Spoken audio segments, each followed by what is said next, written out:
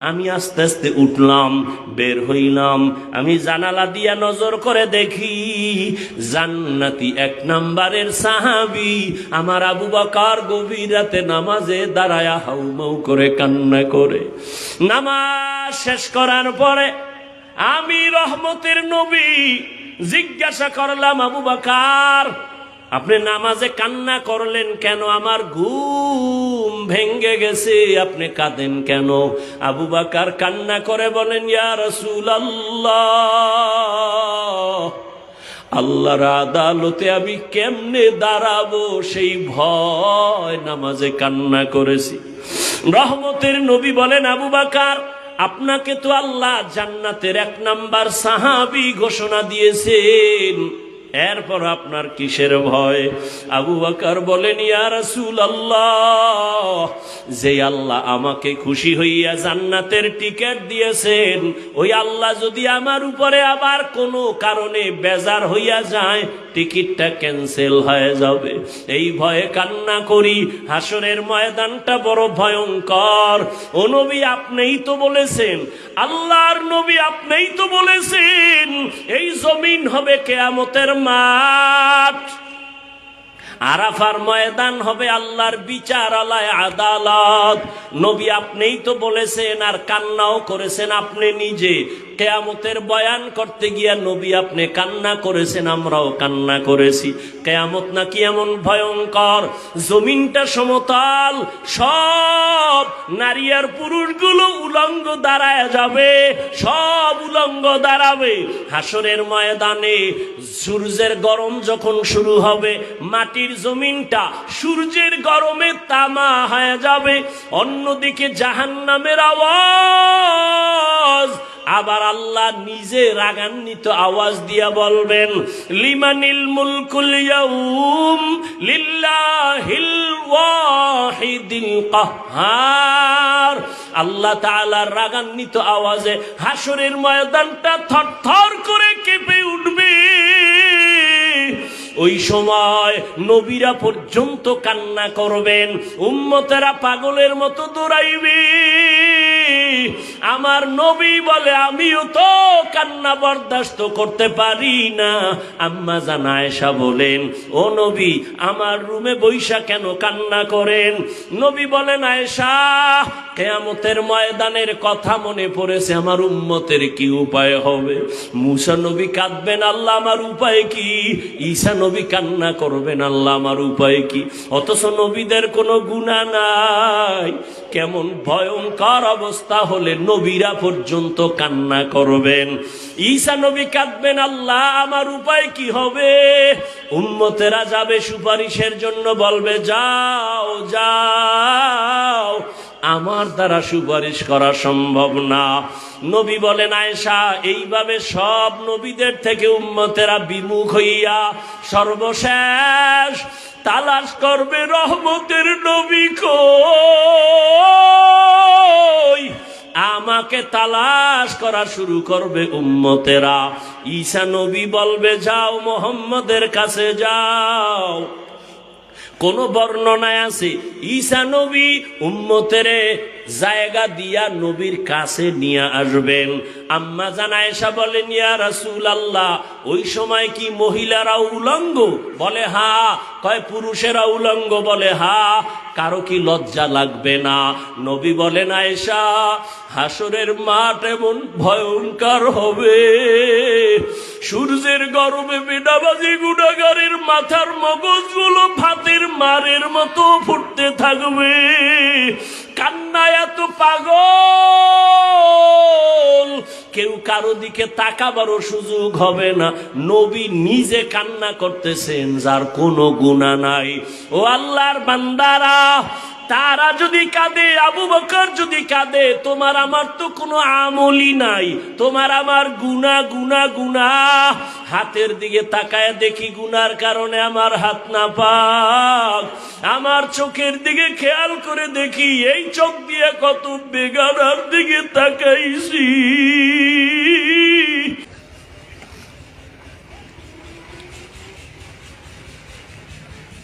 রহমতের নবী বলেন, একদল জান্নাতি সাহাবায়ে কেরামের প্রশ্ন, যেই দলটা জান্নাতি তাদের পরিচয়টা কি?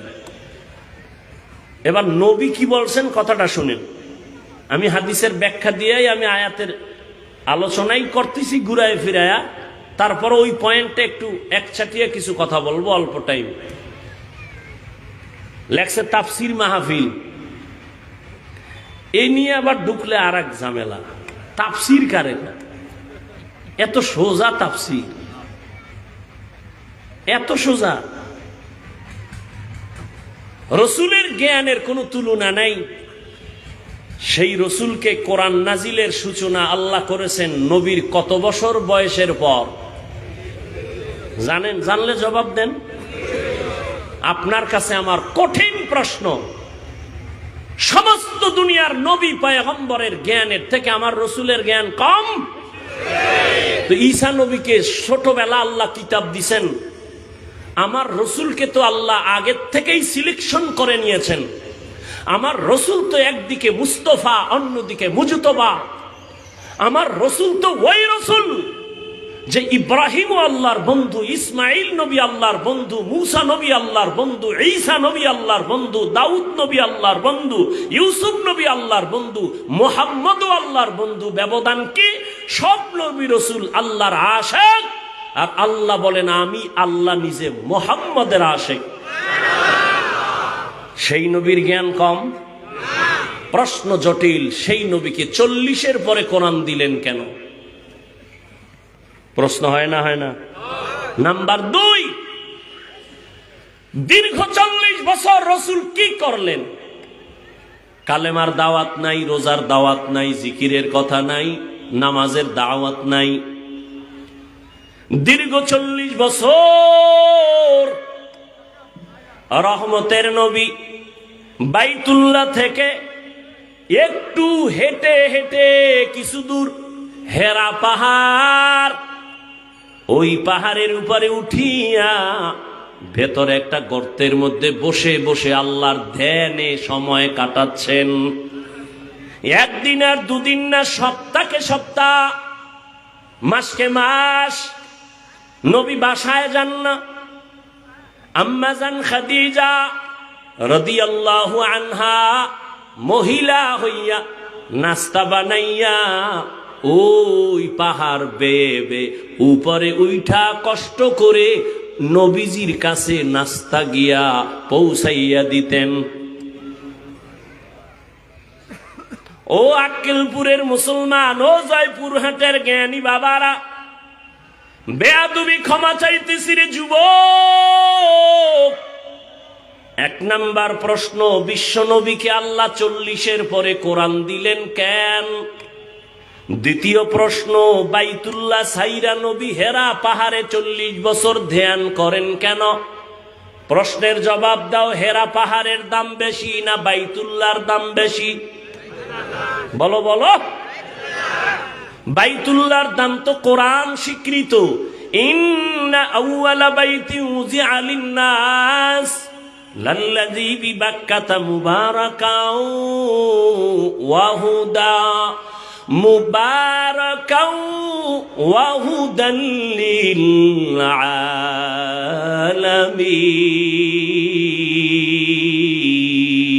আলামিন। ই কালামে জিন্দা কুরআনে হাকিম হিকমতে উলা ইয়াজালাসতু কাদিম। আল্লাহর ঘরের দাম তো তুলনাই হবে না। জমিনে যত মসজিদ, এগুলো কার ঘর? সব আল্লাহর ঘর। টাঙ্গাইলে যাবেন, ওখানে কত গম্বুজের দামি পাথর দিয়া মসজিদ বানাইছি। অর্ধুলাঙ্গ নারীরাও গিয়া ছবি তুলতে যায়, আজান হয় কপাল পোড়া, নামাজ পড়ে না। কথা কয় না? বাইতুল মোকাররম বাংলাদেশের জাতীয় মসজিদ, এটাও আল্লাহর ঘর। আক্কেলপুরের গ্রামে একটা খের দিয়া মসজিদ বানাইছে, এটাও কার ঘর? কিন্তু এই ঘরগুলোর একটারও এই পরিমাণ সম্মান নাই বাইতুল্লাহর যেই পরিমাণ সম্মান। বাইতুল্লাহর এত দাম। বাইতুল মুকাররম ওই টাঙ্গাইলের গম্বুজওয়ালা মসজিদ, আমাদের বরিশাল একটা মসজিদ আছে, সেখানেও বড় দামি মানুষরা দেখতে যায়। সারাদিন যদি তাকায় থাকবে একটা নেক আমল নামায় আসবে না। আর বাইতুল্লাহ এমন দামি ঘর, যতক্ষণ তাকায় থাকবে অনবরত সওয়াব শুধু লেখা হবে। আরো আসতে বলেন। মাইকলা কই? মাইকলা কই? ঘুমায় ঘুমায় কই? এই ঘুমাও, বলিম বারা।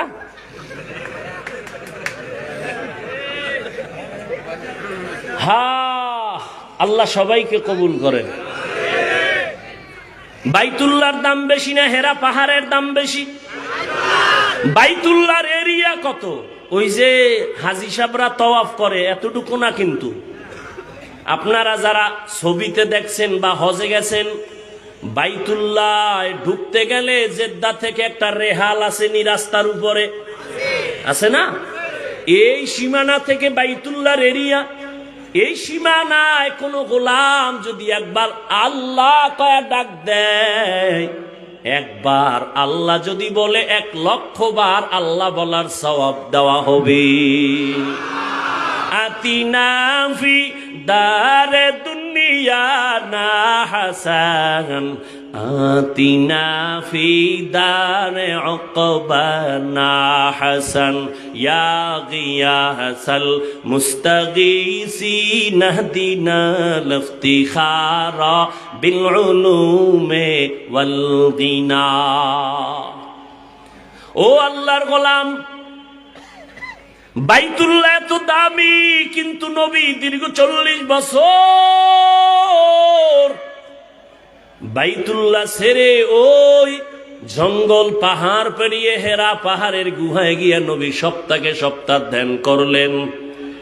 আক্কেলপুরের জ্ঞানীদের কাছে এটাও প্রশ্ন, বাইতুল্লাহ এত দামি ঘর, যার দিকে তাকাইলে সওয়াব, এটা ছাইরা হেরা পাহাড়ে নবী সময় কাটাইলেন কেন?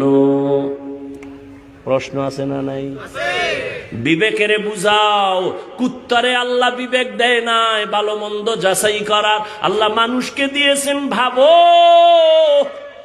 একটু ভাবো, তুমি মানুষ, তুমিও মানুষ, আমিও মানুষ। তোমাকে আমি বয়ান করব কেন? আজকে তো বয়ান করা দরকার চট্টগ্রামের পাহাড়িয়া অঞ্চলের মানুষের, কারণ ওখানে টাকা দিয়া দিয়া মানুষের খ্রিস্টান বানানো হয়। আজকে তো বয়ান করা প্রয়োজন ছিল পঞ্চঘর, ওখানে মুসলমানের টাকা দিয়া ইসলাম থেকে দূরে সরায়, কিন্তু টাইম কই? 12 মাস দৌড়াচ্ছি শুধু মুসলমানের পেছনে, পাও ধৈর্য ধৈর্য ধৈর্য ধৈর্য, কত বিনয়ের সাথে কথা বলি, ফাঁকে ফাঁকে কয়বার চাইছি, মনে হয় যেন আমি তোমার টাকার কেনা গোলাম, অথচ তুমিও মুসলমান, আমিও মুসলমান। একটু বিবেকটাকে নাড়া দাও। তোমার আল্লাহ আমার আল্লাহ দুই না এক। সত্য কথা মানো আর না মানো, সমর্থন দে, স্বীকার কর। তোমার আমার আল্লাহ যিনি, তোমার আল্লাহ আমার আল্লাহ এক। তোমার নবী আমার নবী, তোমার কাবা আমার কাবা এক। তোমার কালেমা আমার কালেমা, তোমার কোরআন আমার কোরআন, তোমার ধর্ম আমার ধর্ম। ভালো করে বুঝো, তোমার আমার আল্লাহ এক, নবী এক, কাবা এক, কোরআন এক, ধর্ম এক, কালেমা এক। দুনিয়াতে আসছি তাও কিন্তু এক। নাকি তোমরা আক্কেলপুর আলারা লঙ্গি ভরে জন্ম নিছো? সবার সিস্টেম কিন্তু এক। বিদায় যেদিন হবা সবার বেলায় কাফনের সংখ্যাও এক। বক্তা হইয়া মরছি, সম্মানে একটা কাফন কেউ বাড়াইয়াও দিবে না। রিক্সা ড্রাইভার গরিব মইরা গেছে, একটা কাপড় কেউ কমাইয়াও দিবে না। আমাকেও 3টা কাফন। গরিব বাবা, তোমারও কিন্তু 3টা কাফন। কানো কাফনের সংখ্যা এক, কালার হবে আলাদা। আমগো হুজুরদের কাফনের কালার একরকম, তোমাদের কালার বুঝি আর এক রকম। না বাবা, কে হুজুর কে হুজুর না, কে ইমাম কে মুক্তাদি, কে আলেম কে গায়রে আলেম, কে ধনী কে গরিব, সবার বেলায় কাফন এক। কাফনের কালারও এক, সাদা। কাফনের উপরে লেখা থাকবে বড় হুজুরের লাশ, কাফনের উপরে লেখা থাকবে এমপি সাহেবের লাশ, কাফনের উপরে লেখা থাকবে বড় কোম্পানির ম্যানেজারের লাশ। তাহলে এত ভাব কেন? আমি আজকে বক্তা যতই ভাব দেখাই না কেন, তুমি টাকার বাহাদুরি যতই দেখাও না কেন রে বাবা, যেদিন সাদা কাফনে ঢুকবি সেই দিন সব বাহাদুরি শেষ হয়ে যাবে। কোটি টাকার মালিক দেখো অভাব হয় না দূর, গরিব ঘুমায় আরাম করে মনটা বাহাদুর। ফেরাউনের লাশটা দেখো মিশর জাদু ঘরে, খায় না মাটি পোকা মাছি সবাই ঘৃণা করে। হৃদয়ে থাকিবে যার নম্রতা সদা, রহমত আসিবে সেথা প্রভুর ওয়াদা। বড়র বড়াই থাকলে দিলে রহমত আসবে না, নিজেকে নিজে ছোট মনে করিও সাদা। উঁচু জমিন থেকে পানি নিচু জমিনে যায়, তেমনি খোদার রহমত আসে নম্রতার হৃদয়। ভোগবিলাসের বাড়ি গাড়ি পরে রবে সব, ভোগবিলাসের বাড়ি গাড়ি পরে রবে সব। থাকতে সময় স্মরণ করো আল্লাহ আমার রব। বিবেকের কাছে প্রশ্ন রেখে গেলাম, ও জ্ঞানী বাবারা আমি বোকা, তবে নিজের বিবেকের কাছে প্রশ্ন রেখে গেলাম রে যুবক, এত বিশ্ব নবী জ্ঞানী, তাকে 40-এর পরে আল্লাহ কোরআন দিলেন কেন? এখান থেকেও শিক্ষা নেওয়ার অনেক সবক। বাইতুল্লাহ সাইরা নবী হেরা পাহাড়ে ধ্যান করে কাটাইলেন কেন? এখানেও অনেক সবক আছে আমাদের। আবার 250 গ্রাম ওজনের কোরআন, এই কোরআনটা নবীর কাছে আসতে সময় লাগছে কয়দিন? জানা থাকলে বলেন কয় বছর? 250 গ্রামের ওজনের কোরআন শরীফ আমার রসুলের মতো ব্যক্তি, যার জ্ঞানের কোনো তুলনা নাই, তার কাছে আল্লাহ কোরআন দিতে যদি 23 বছর সময় লাগায়, ওই কোরআন বুঝি তুমি রাতারাতি পইরা মুফাসসির হবা? মিথ্যা কথা, ধোঁকা ছাড়া কিছুই না। আল্লাহ হেদায়েত দান করুন। কষ্ট হইতেছে?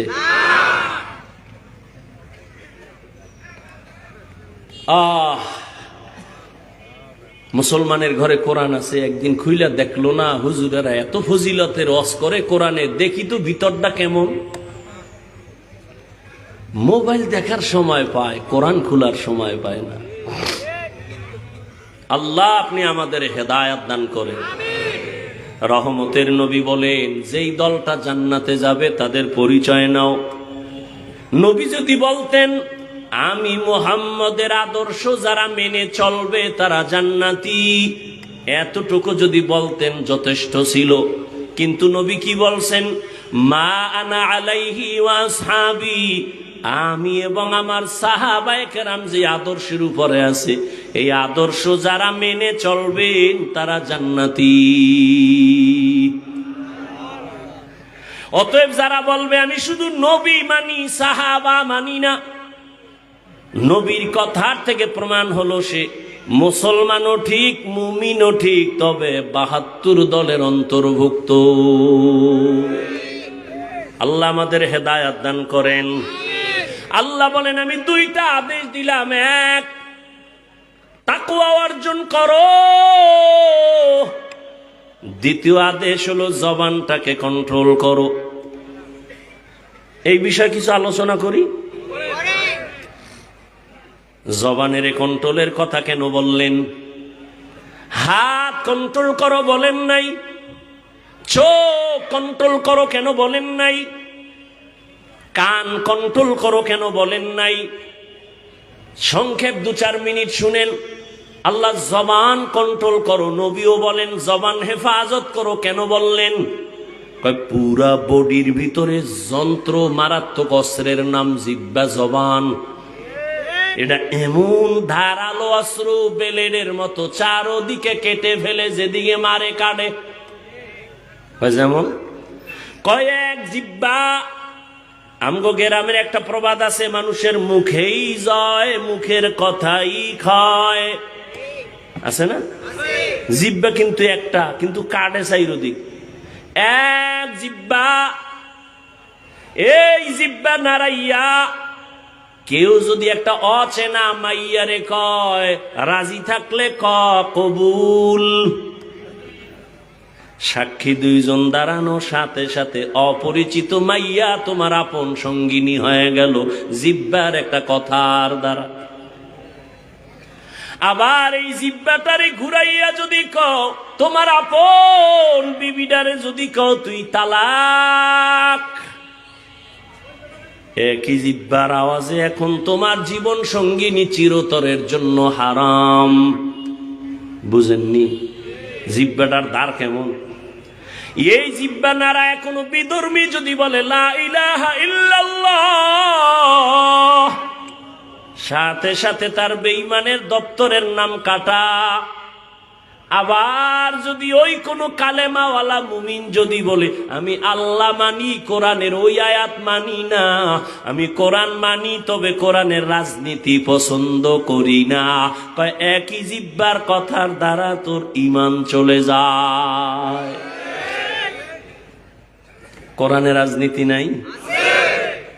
হ্যাঁ, তোমার মতো ধান্দাবাজি, ভেট নীতি, দুর্নীতি, এটা ইসলাম কোরআনে নাই। কথা হয় না? বরং আমি তো ঢাকায় বলেছি, পৃথিবীতে শ্রেষ্ঠ রাজনীতির কিতাবের নাম কোরআন। সত্য কথা মানো আর না মানো, স্বীকার করতে না বলছি যুবকদের, তোমরাই তো ভবিষ্যৎ, তোমগো আর কত কইতাম। রহমতের নবী খুশি, বিপদ মুহূর্তে চতুর্দিক থেকে মুসিবত, নবীর ঘরের পার্শ্বে সব রেডি, নবীরে মারবে। মায়ার নবী কান্নে কান্না করেন, সন্তান বিপদে পড়লে আব্বার কাছে টেলিফোন করে, আব্বা কয় আব্বা কই তুমি আসো, বাবা আমার উপরে বিপদ, তাড়াতাড়ি দৌড়াও। মাকে টেলিফোন করে কয় মা আমার উপরে মুসিবত, তুমি একটু দোয়া করিও। কিন্তু মায়ার নবী কেমন এতিম, জীবনে একবার আব্বা বলে ডাক দিতে পারেন নাই। 6 বছরে মা হারায় নবী অসহায়। নবী বলেন এর উপরে আবার বিপদ, আমি যদি দোয়া করতাম উহুদ পাহাড় স্বর্ণ বানায় দিত আমার আল্লাহ, কোনদিন দোয়া করি নাই, বরং উল্টা করছি কি, ও আল্লাহ আমারে গরিবী হালাতে রাখো, আমারে গরিবী হালাতে মরণ দিও, কিয়ামতের দিন গরিবদের সাথে আমারে হাসরে উঠাইও। নবী কয় ওরে গরিব, বড় লোকের টাকা আর বাড়ি দেখে আফসুস করিস না, কিয়ামতের দিন ওই টাকাওয়ালার 500 বছর আগে গরিব তোরে জান্নাতে আল্লাহ দিবে। কোন গরিব? যে গাঞ্জা খায়, রিক্সা চালায়, টাকা দিয়ে ক্যারাম বোর্ড খেলায়, তাস খেলে, জুয়া খেলে, মদ খায়। বেলালের মতো গরিব,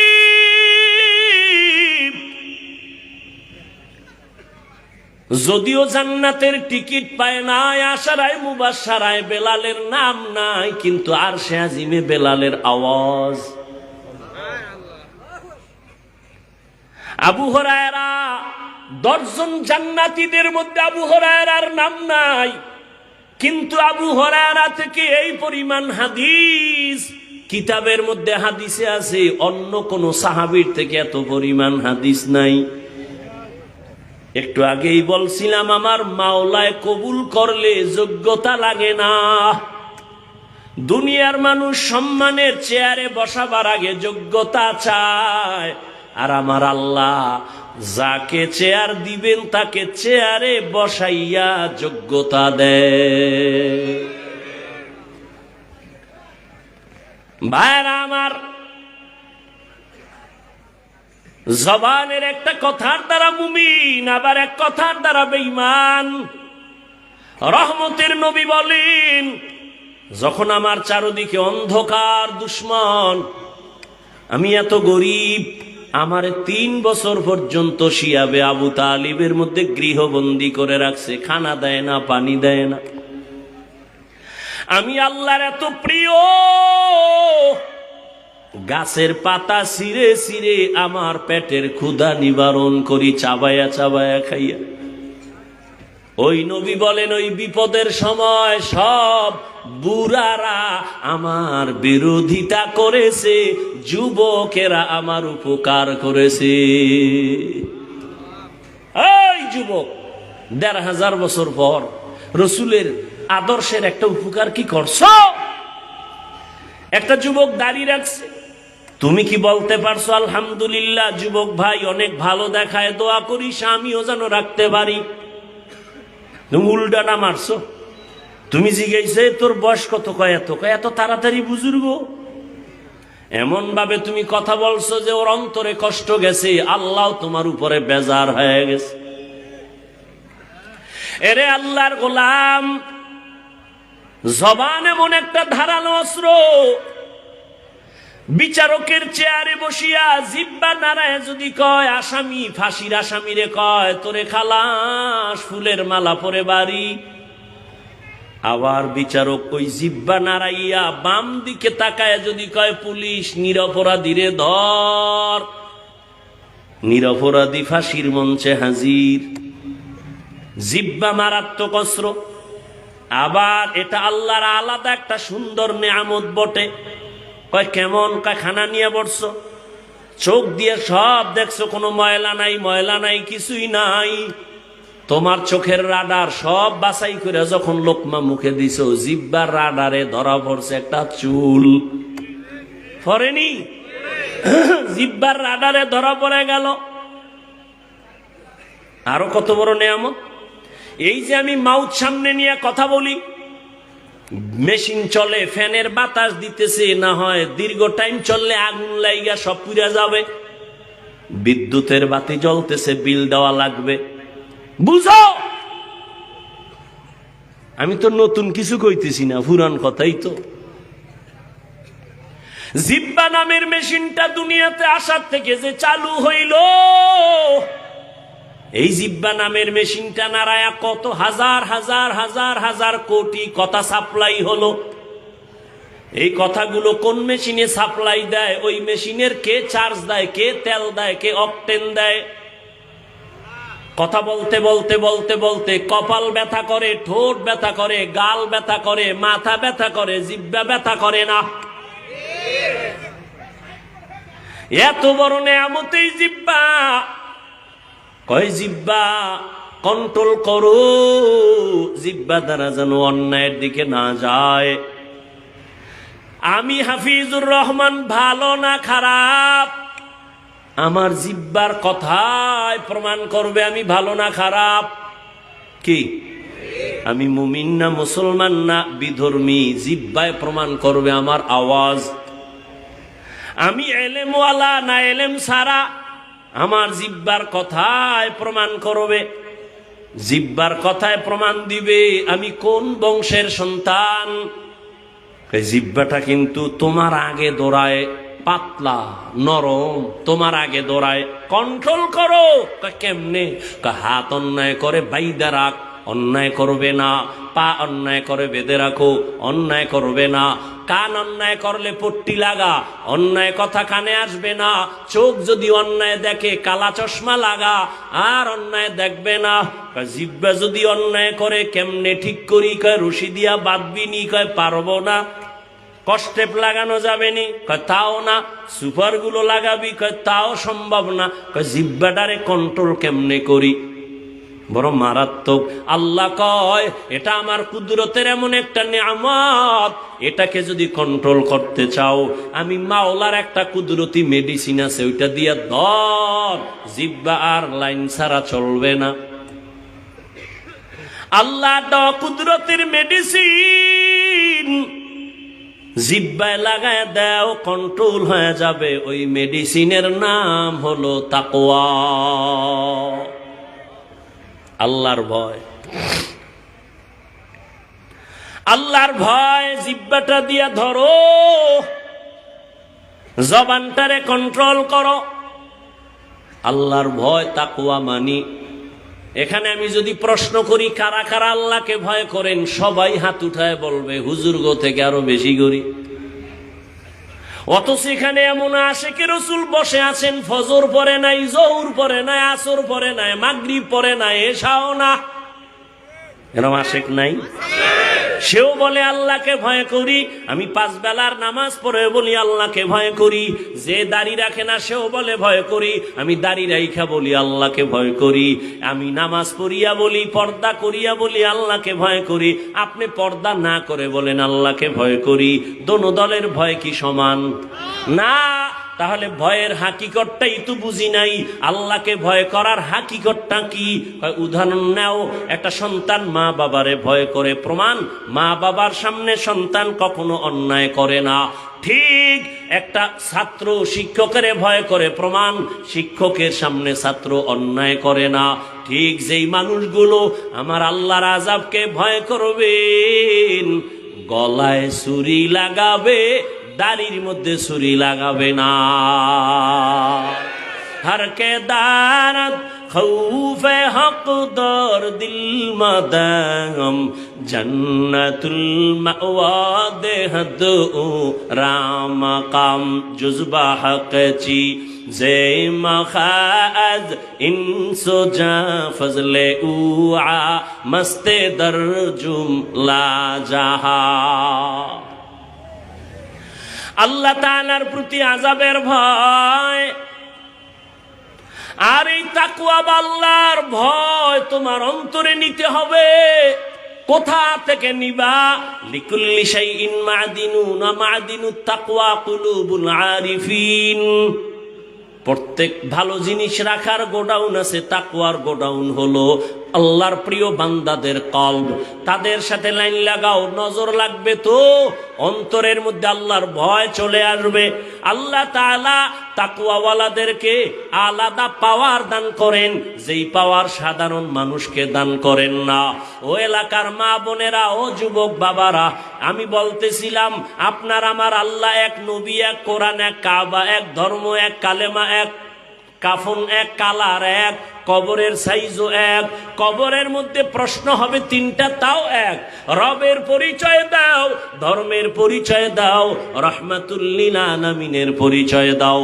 এই 3টা প্রশ্নের জবাব যে দিবে তার কবর হবে নবীজির জবানের কথা, রাউযাতুম মির রিয়াজিল জান্নাহ।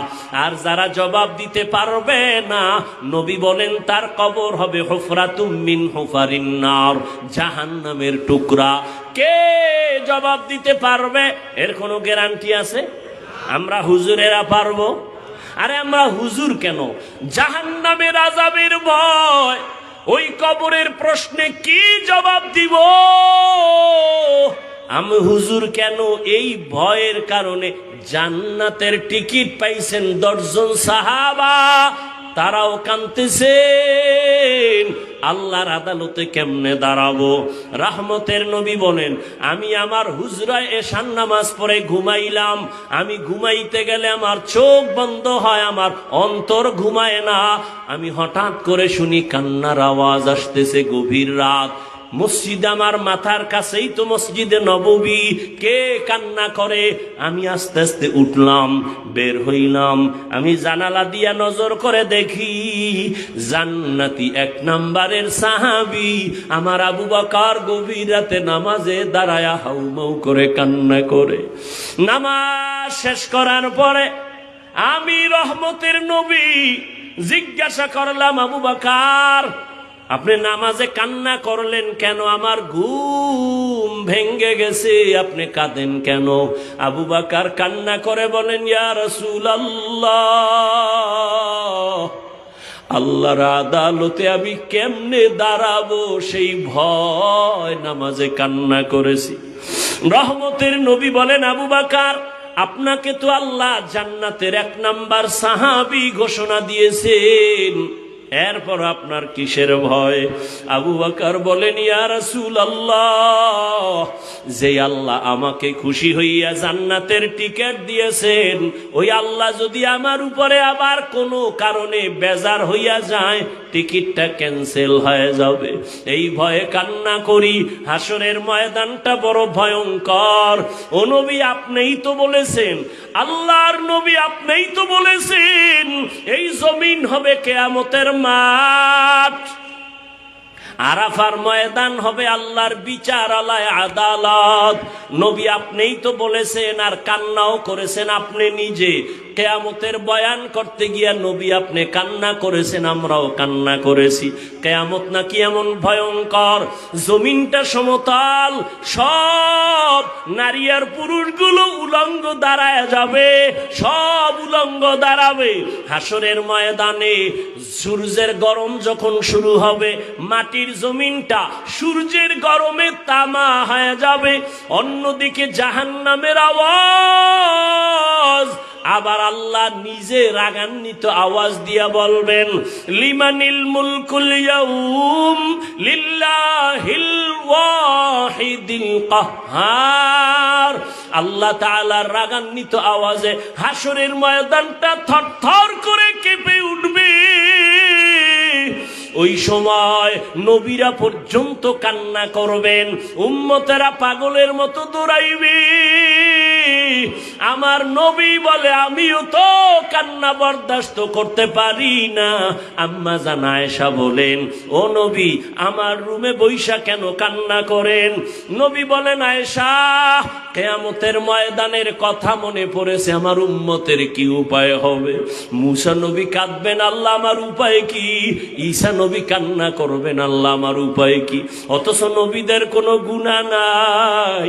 কেমন ভয়ঙ্কর অবস্থা হলে নবীরা পর্যন্ত কান্না করবেন। ঈসা নবী কাঁদবেন, আল্লাহ আমার উপায় কি হবে? উম্মতেরা যাবে সুপারিশের জন্য, বলবে, যাও যাও, আমার দ্বারা সুপারিশ করা সম্ভব না। নবী বলেন, আয়েশা, এইভাবে সব নবীদের থেকে উম্মতেরা বিমুখ হইয়া সর্বশেষ তালাশ করবে রহমতের নবী কই। আমাকে তালাশ করা শুরু করবে উম্মতেরা। ঈসা নবী বলবে, যাও মুহাম্মদের কাছে যাও। কোন বর্ণনায় আছে ঈসা নবী উম্মতের জায়গা দিয়া নবীর কাছে নিয়ে আসবেন। আম্মা জান আয়েশা বলেন, ইয়া রাসূলুল্লাহ, ওই সময় কি মহিলারা উলঙ্গ? বলে হা। কয় পুরুষেরা উলঙ্গ? বলে হা। কারো কি লজ্জা লাগবে না? নবী বলেন, আয়েশা, হাসরের মাঠ এমন ভয়ঙ্কর হবে, সূর্যের গরমে বেনামাজি গুনাহগারের মাথার মগজগুলো ভাতের মারের মতো ফুটতে থাকবে। কান্নায় এত পাগল, কেউ কারো দিকে তাকাবারও সুযোগ হবে না। নবী নিজে কান্না করতেছেন, যার কোনো গুনাহ নাই। ও আল্লাহর বান্দারা, তারা যদি কাঁদে, আবু বকর যদি কাঁদে, তোমার আমার তো কোনো আমলই নাই, তোমার আমার গুনাহ গুনাহ গুনাহ। হাতের দিকে তাকায় দেখি গুনার কারণে আমার হাত না পাক। আমার চোখের দিকে খেয়াল করে দেখি, এই চোখ দিয়ে কত বেগানার দিকে তাকাইছি।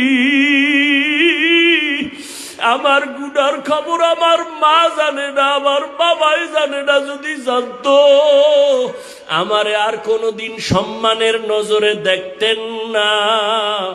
আমার আল্লাহ তো জানে আমি কোন দিন কোন রাত্রে কয়টা গুনাহ করেছি। আল্লাহ বলেন, আমি জানছি তুই যে সারা রাত মেয়েদের সাথে কথা বলছো, তোর মাও দেখে নাই, বাবাও দেখে নাই, আমি বাউলাই তো দেখছি। আমি আল্লাহ তোর গুনার খবর জানিয়া রাগ কইরা তোরে আমি মাইরা ফালাই নাই, আমি রাগ করিয়া তোরে আমি পানি বন্ধ করি নাই, বাতাস বন্ধ করি নাই, খানা বন্ধ করি নাই, কারণ আমি তোরে আদর করে বানাইছি। আমার ছেলে নাই, মেয়ে নাই, আমার স্ত্রী নাই, আমি তোদের বড় আশা কইরা মোহাব্বত করে বানাইছি। ওরে তুই যখন আব্বুকে আব্বু বলিয়া ডাক দাও, ওরে তুই যখন আম্মুকে আম্মু বলে ডাক দাও, আমি তখন কুদরতের নজর দিয়া তাকাই। ও বান্দা, তোর আব্বুরে তুই চিনলি আর মায়া কইরা ডাকলি, তোর আম্মুকে চিনছো, তোর আম্মুরে মায়া কইরা তুই ডাকছো। ওরে তোরে তো তোর আম্মু বানায় নাই, তোর আব্বু বানায় নাই, বানাইছি তো তোরে আমি। একবারও তুই আমি আল্লাহকে আল্লাহ বইলা তো ডাক দিলি না। ওরে আমার অন্যায় কি বল, তুই আব্বু কইয়া ডাকো, আম্মু বলে ডাকো, আমি আল্লাহরে কেন একবার ডাক দাও না? ও গুনাহগারেরা, জবান খুলে একবার ডাক দাও আল্লাহ। আমার মাওলারে ভুইলা কই যাও রে বাবা। আজকে টুপির কারণে সম্মান কমে নাই, দাড়ির কারণে সম্মান কমে নাই, মাদ্রাসায় পড়ার কারণে সম্মান কমে নাই রে বাবা। আমি তোমাদের বলি না স্কুল ছাড়ো, মাদ্রাসায় যাও না, তুমি স্কুলে পড়ো, কলেজে পড়ো, বাবা ডাক্তার হও, ইঞ্জিনিয়ার হও, প্রফেসর হও, তবে অনুরোধ তুমি বেয়াদব হইও না রে বাবা। তোমার ব্যবহারে কোনোদিন যেন মা বাবা কষ্ট না পায়, তোমার আচরণে কোনোদিন যেন উস্তাদ শিক্ষক মুরব্বী কষ্ট না পায়, তোমার ব্যবহারে কোনোদিন যেন আলেম ওলামারা কষ্ট না পায়। মা বাবার দোয়া নিয়া চলিও। ওই মা বাবা শিক্ষক আর ওলামাদের দোয়া না থাকলে আমি এই চেয়ারে বসতে পারতাম না। আমার চেয়ারে বৈশা বয়ান করার মতো কোনো এলেম নাই, কোনো আমল নাই। আমার মা বাবার চোখের পানি আর আমার উস্তাদদের দোয়া, ওলামায়ে কেরামের নেক নজর রে বাবা। ও বাবা, তোমার মতো কি যুবক নাই? তাকাইয়া দেখো, তোমার মতো কত যুবক স্কুলে পড়ে, কলেজে পড়ে, 5 বেলার নামাজও পড়ে। সত্য কথাটা স্বীকার করো, আসেনি? বলো বাবা, তুমি কেন পারো না? তোমার মতো যুবক রাস্তায় গাড়ি চালায়, নামাজ ছাড়ে না। আল্লাহ তোমারে বিবেক দিছে, একটু প্রশ্ন করো, তুমি কেন পারো না রে বাবা? তোমার মতো যুবক র্যাব, আর্মি, পুলিশ, বিডিআরের চাকরি করে, দাড়িওয়ালা নামাজির অভাব নাই। বলো বাবা, তুমি কেন পারো না? আসলে কি কোরআন শরীফ মিথ্যা মনে করছো? তাহলে একটা ভুল বের করে দেখাও। এখন যদি কোরআনের ভুল দেখাইতে পারো, আল্লাহর কসম আমি দাড়ি কেটে ফেলবো, নামাজ বাদ দিয়া প্যান্ট শার্ট টাই লাগায় নাচ গান করে কোরআনের বিরুদ্ধে কথা বলবো। কিন্তু তুমি কেন 1500 বছর পর্যন্ত বহু পণ্ডিতেরা অপচেষ্টা করিয়াও ভুল বের করতে পারে নাই, তুমিও বাবা পারবা না? তোমার মনটাকে প্রশ্ন করো। তোমার মতো যুবক নদীর মধ্যে মাছ ধরে, নামাজ ছাড়ে না, কৃষি কাজ করে, নামাজ ছাড়ে না। তোমার মতো যুবক তাকায়া দেখো, আজ শ্রমিকের কাজ করে, নামাজ বাদ দেয় না। বলো বাবা, তুমি কেন পারো না? আমার ভয় লাগে, আমার মাওলা বুঝি তোমার উপরে বেজার, মা বাবাই বুঝি তোমার উপরে বেজার। ও বুড়া বাবাজিরা, আপনাদের মতো বুড়ারা মসজিদে গিয়া 5 বেলার নামাজ পড়ে আছে না নাই? আপনারা কেন পারেন না? ও আক্কেলপুরের আম্মা জানেরা, বোনেরা, মাইকের আওয়াজ শুনতেছেন রে মা? ও মা, আপনাদের সম্মান কত জানেননি? আপনারা নবীদের মায়ের মতো মা, সাহাবায়ে কেরামদের মায়ের মতো দামি মা। আপনারা তো আলেম ওলামাদের মায়ের মতো দামি মা। আপনারা তো খাদিজা রাদিয়াল্লাহু আনহার মতো নারী, ফাতেমা রাদিয়াল্লাহু আনহার মতো নারী, আয়েশা আয়েশা রাদিয়াল্লাহু আনহার মতো নারী। আপনারা তো আম্মা জান ও ইসমাইল নবীর মা হাজরা আলাইহা সালামের মতো দামি নারী, ঈসা নবীর মা মারিয়াম আলাইহা সালামের মতো দামি নারী। বেঈমান ফেরাউন আল্লাহর বড় দুশমন, নিজে গাদ্দারি কইরা আল্লাহর সাথে চ্যালেঞ্জ দিয়া খোদা দাবি করলো। ও বাবারা বলেন, ওই ফেরাউনের ঘরে তার স্ত্রীর নাম কি? ওই বেঈমান ফেরাউনের ঘরের স্ত্রী আসিয়া। এত বড় বেঈমানের ঘরে থাইকে আসিয়া আমার মাওলার আশিকা। রহমতের নবী বলেন, কিয়ামতের দিন জান্নাতে আসিয়ার সাথে আমার বিবাহ হবে। ও আম্মা জানেরা, আপনার স্বামী তো ফেরাউনের মতো খারাপ না।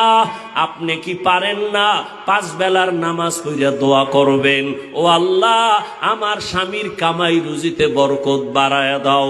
আপনার স্বামীকে যদি হাত ধইরা মাঝে মাঝে বলতেন, ও স্বামী আমার, তুমি কামাই রুজি করো, আমার আব্বা আম্মার আদর আর মায়া চাইরা তোমার ঘরে আসছি, না খাইয়া থাকলেও আসি, খাইয়া থাকলেও আসি, তবে আমার জীবনের তোমার কাছে একটা দাবি, জীবন গেল হারাম অবৈধ টাকা ঘরে ঢুকাইবা না, হারাম টাকা খাইয়া আমাদের রক্ত নাপাক করব না, আমাদের সন্তানদের রক্ত নাপাক করব না। আম্মা জান যদি বুঝাইতেন, আপনার স্বামী কোনোদিন হারাম টাকা ঘরে আনতে পারত না। এরে আম্মা জান, ও এত বড় বেঈমান ফেরাউনের ঘরে থাইকা আসি আমার আল্লাহকে ভুলি না। আসিয়ার জবান থেকে আমার মাওলার জিকিরের আওয়াজ। ফেরাউন কা আসিয়া, তুমি কার নাম লইলা? বলে আমার রবের নাম। বলে আমি তো মিশরের খোদা, তুমি কোন খোদার নাম নিলা? আসিয়া কয়, তোমারে যিনি বানাইছেন তিনি আমার রব।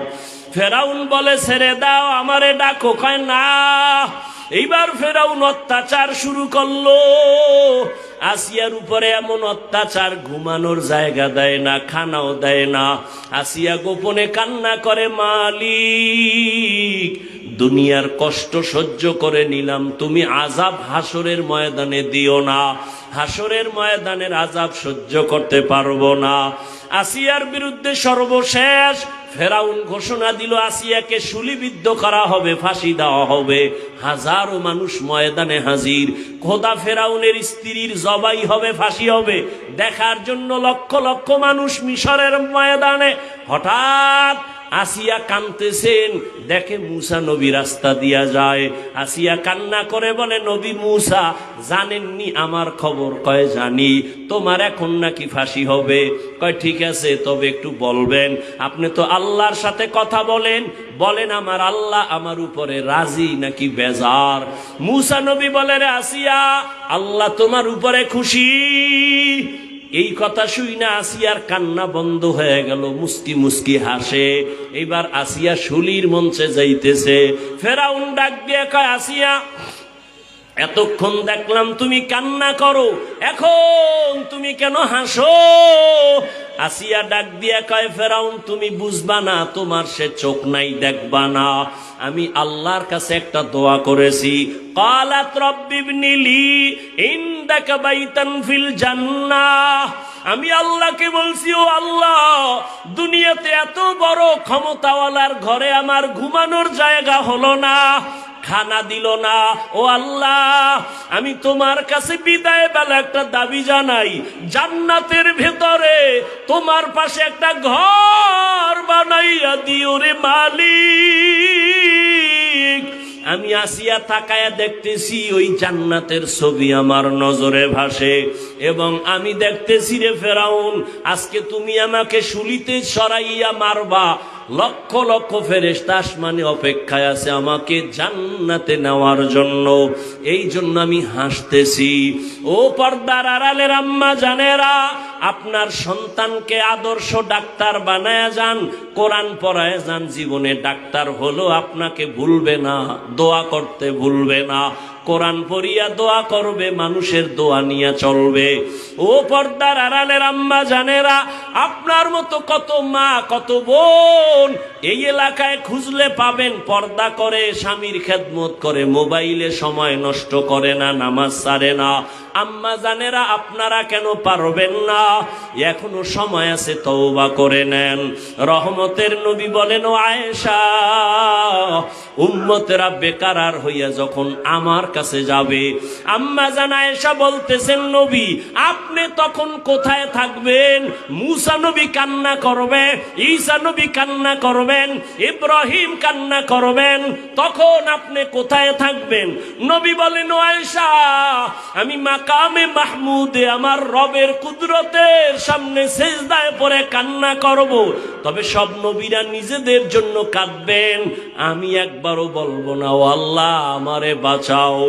আমি নবী কান্না করে বারবার বলবো, আল্লাহ আমার উম্মতের বাঁচাও, আমার উম্মতের বাঁচাও, আমার উম্মত যেন জাহান্নামের আগুনে না যায়।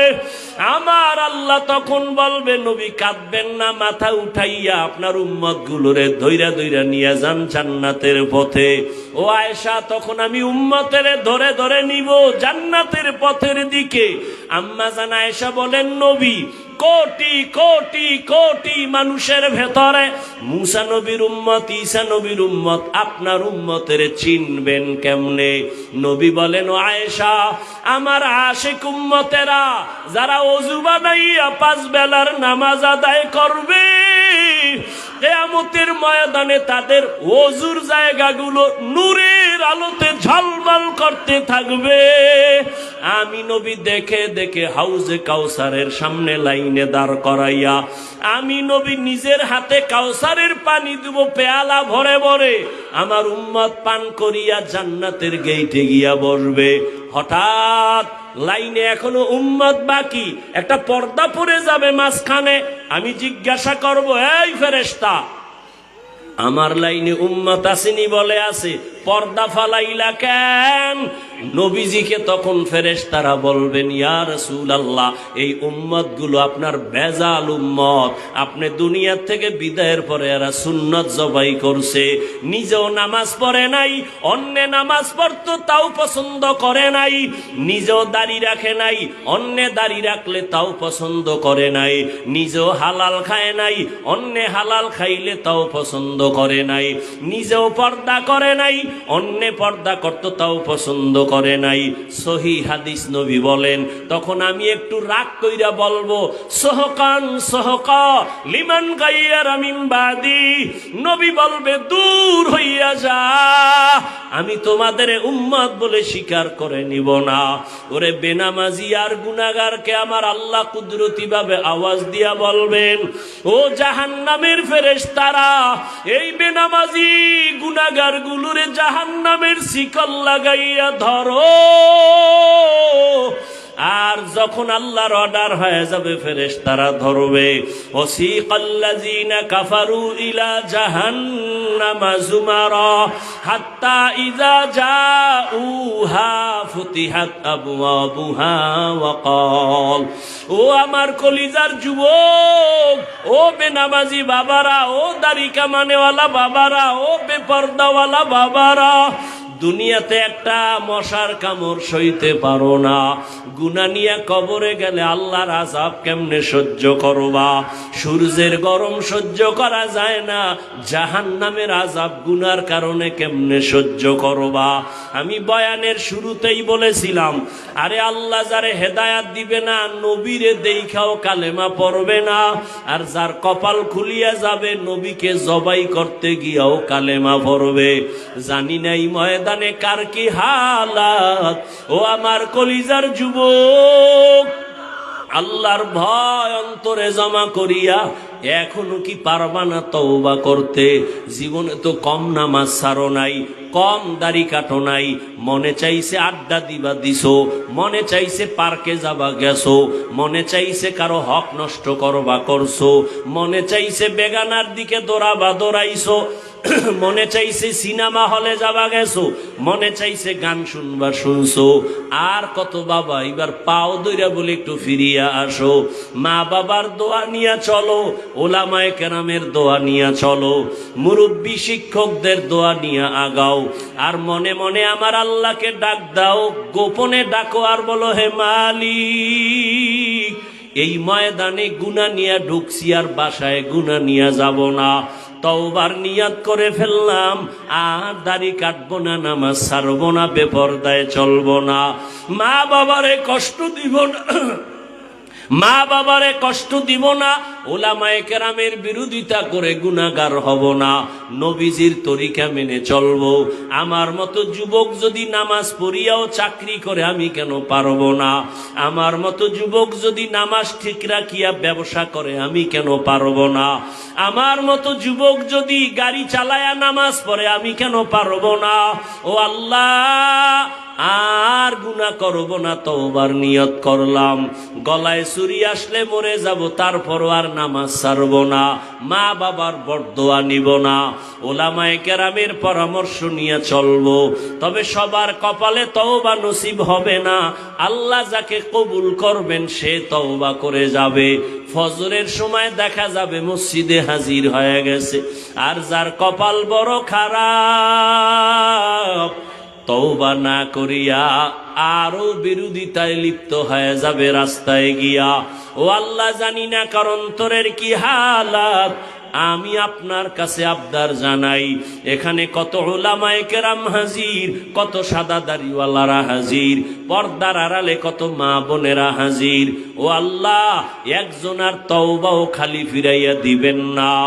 যাদের অন্তর তৈরি আছে, মুনাফিকি নাই, মরিয়া গেল আর নামাজ ছাড়বা না, দাড়ি কাটবা না, বেপরদায় চলবা না, মা বাবার সাথে বেয়াদবি করবা না, ওলামায়ে কেরামের পরামর্শ নিয়া নবীর তরিকা মেনে চলবা, আল্লাহর ভয় তাকওয়া নিয়া জবানকে হেফাজত করবা, সুন্নাত অনুযায়ী চলবা।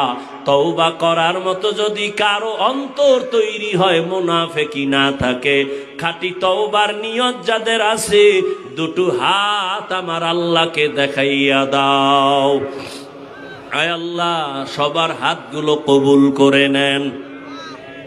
আয় আল্লাহ, আপনি অন্তরের খবর আপনি জানেন, কে কোন নিয়তে হাত তুলেছেন, কবুল করে নেন। তওবাওয়ালা জিন্দেগি দান করেন, আমাদের তওবার উপরে মজবুত হইয়া মরণ পর্যন্ত চলার মতো তৌফিক দান করেন, আমিন।